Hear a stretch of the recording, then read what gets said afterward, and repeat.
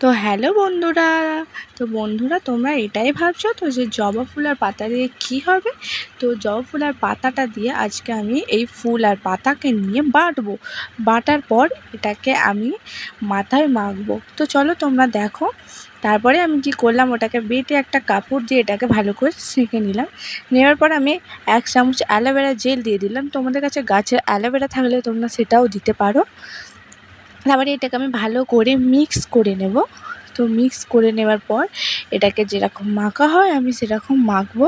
তো তোমরা এটা কে কে করেছো, কে কে এটা বানিয়ে দেখেছো আমাকে প্লিজ কমেন্ট করে বলো। তো তারপরে এটাকে আমি ভালো করে মিক্স করে নিচ্ছি, দেখো তোমরা। তারপরে এটাকে আমি মিক্স করে নেবার পর যেরকম চুলে যেরকম মাখা হয় আমি সেরকমভাবেই মাখছি। আমার যেরকম চুল আমি সেরকম 6টা 7টার মতন ফুল দিয়েছি। এবার যাদের ঘন চুল অনেক তাদের অনেকটাই ফুল লাগবে। তারপরে এটাকে আমি মেখে যেরকম শ্যাম্পু কন্ডিশনার যেরকম যে শ্যাম্পু কন্ডিশনার ব্যবহার করো সেরকমভাবে মেখে তারপর তোমরা স্নান করে নেবে। তারপরে এটা 2 মিনিটের জন্য ম্যাসাজ করে নিতে হবে। আমি করেছিলাম 12টার সময়, আর 12:30টার সময় আমি স্নান করে নিয়েছি। তোমরাও ঠিক সেরকমটাই করবে। তো ভিডিওটা এই পর্যন্ত। ভালো লাগলে ভিডিওটাকে লাইক কমেন্ট শেয়ার করতে ভুলবেন না।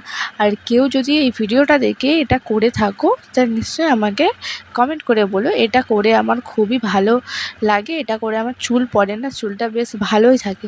তো শুভ দুপুর সবাইকে। ভিডিওটা একটা লাইক করে দিও।